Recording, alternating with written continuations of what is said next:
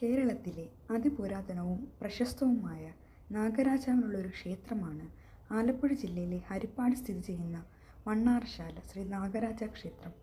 9 acre പ്രദേശത്തായി നിറഞ്ഞു നിൽക്കുന്ന കാവുകൾക്കുള്ളിൽ കിഴക്കോട്ട് ദർശനമായി മണ്ണാറശാല ക്ഷേത്രം സ്ഥിതി ചെയ്യുന്നു.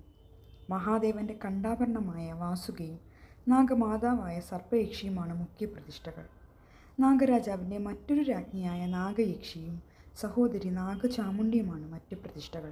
ക്ഷേത്രത്തോട് ചേർന്നുള്ള ഇല്ലത്തിൻ്റെ നിലവറയിൽ മഹാവിഷ്ണു നാഗവും മഹാവിഷ്ണുവിൻ്റെ ശയനമായ നാഗരാജാവായ അനന്തൻ അഥവാ ആദിശേഷൻ കുടികൊള്ളുന്നു. അനന്തൻ്റെ പുറത്ത് സാക്ഷാൽ ആദിനാരായണനായ മഹാവിഷ്ണു ശയിക്കുന്നു എന്നാണ് വിശ്വാസം. അപ്പുപ്പൻ എന്നാണ് ശേഷനാഗം അറിയപ്പെടുന്നത്. മണ്ണാറശാല ഐതിഹ്യം നിങ്ങളേവരും കേട്ടിട്ടുണ്ടാകും. എന്നാൽ എനിക്കറിയുന്ന 1-2 ഐതിഹ്യങ്ങൾ ഞാനിവിടെ പങ്കുവയ്ക്കുന്നു. സന്താനങ്ങളില്ലാത്തതിൻ്റെ ദുഃഖമായി കഴിഞ്ഞിരുന്ന ബ്രാഹ്മണ ദമ്പതികളായ വസുദേവനും ശ്രീദേവിയും സന്താനലബ്ധിക്കായി സർപ്പരാജാവിനെ പൂജിച്ചു വരികയായിരുന്നു. ഈ സമയത്ത് നാഗരാജാവിൻ്റെ അധിവാസ സ്ഥലത്ത് കാട്ടുതീയുണ്ടായി. തീയിലകപ്പെട്ട സർപ്പങ്ങളെ ദമ്പതികൾ പരിചരിച്ചു. ദമ്പതികളുടെ പരിചരണത്തിൽ സർപ്പദൈവങ്ങൾ സന്തുഷ്ടരായി. കാട്ടുതീ അണഞ്ഞ് മണ്ണാറശാല എന്നാണ് ഐതിഹ്യം. മന്ദാരച്ചെടികൾ നിറഞ്ഞ ശാല മണ്ണാറശാലയായെന്ന് മറ്റൊരു വിശ്വാസവുമുണ്ട്.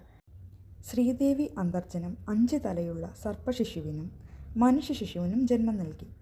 മനുഷ്യശിശു ഗൃഹസ്ഥാശ്രമത്തിലേക്ക് കടന്നപ്പോൾ സർപ്പരൂപത്തിൽ ഇല്ലത്ത് സഞ്ചരിക്കുവാൻ കഴിയില്ലെന്ന് പറഞ്ഞ് നാഗരാജാവ് ശാന്തമായ ഏകാന്ത സങ്കേതത്തിലേക്ക് നീങ്ങിയെന്ന് എന്നാണ് ഐതിഹ്യം. ഇനി മറ്റൊരു ഐതിഹ്യം കേൾക്കാം. ഈ ഐതിഹ്യത്തിലെ കഥാപാത്രങ്ങളാണ് ശൈല്യനും ആയില്യയും. സന്താനമില്ലാതെ ദുഃഖിച്ചിരുന്ന ബ്രാഹ്മണ ദമ്പതികളായിരുന്നു ഇവർ. വർഷങ്ങളായിട്ട് ദൈവത്തോട് പ്രാർത്ഥിച്ചു. പക്ഷേ ദൈവം മൗനമായിരുന്നു. ഒരു രാത്രിയിൽ ആയില്യയെ ഒരു പ്രകാശം ചുറ്റിപ്പറ്റി. ദൈവത്തിൻ്റെ ദൂതനായിരുന്നു വന്നത്. നാഗരാജാവ് തന്നെ അവളോട് പറഞ്ഞത്, ഞാൻ നിന്നിൽ ജനിക്കും. നിന്റെ ഗർഭത്തിൽ ദൈവിക ബാലൻ വരും. കാലം നീങ്ങി. ആയില്യയ്ക്ക് 2 കുഞ്ഞുങ്ങൾ പിറന്നു. ഒരു മനുഷ്യശിശു, മറ്റേത് നാഗശിശു. നാഗശിശുവിൽ ദൈവികതയും ശക്തിയും നിറഞ്ഞിരുന്നു. പക്ഷേ ലോകം നാഗശിശുവിനെ സഹിക്കില്ലെന്ന് ദേവതകൾ ഉപദേശിച്ചു. അങ്ങനെ ശിശു ഭൂമി കീറി താഴേക്ക് കടന്നുപോയി. ആ ശുഭദിനത്തിൽ ശൈല്യൻ ഒരു ക്ഷേത്രം പണിതു നാഗരാജാവിനായി. ആയില്യയെ മുത്തശ്ശി എന്ന് വിളിച്ചു. ഇന്നും അവളെ ക്ഷേത്രത്തിലെ ആത്മാവായി ആരാധിക്കുന്നു. ഇവിടേക്ക് വരുന്നവർക്ക് സന്താന സൗഭാഗ്യവും ശാന്തിയും കിട്ടുമെന്നാണ് വിശ്വാസം. സ്ത്രീകളാണ് ഇവിടെ പ്രധാന പൂജകൾ നടത്തുന്നത്. ഇത് അത്രയും അപൂർവമായൊരു സ്ഥലം. കേരളത്തിൻ്റെ ഹൃദയത്തിൽ ഒളിഞ്ഞുകിടക്കുന്ന ഒരു ഗ്രാമമായ മണ്ണാറശാലയിലെ ഐതിഹ്യം നിങ്ങൾക്കേവർക്കും ഇഷ്ടമായി എന്ന് ഞാൻ വിശ്വസിക്കുന്നു. ഇഷ്ടമായാൽ ലൈക്ക് ചെയ്യൂ. തുടർന്നുള്ള വീഡിയോയ്ക്കായി ചാനൽ സബ്സ്ക്രൈബ് ചെയ്യൂ.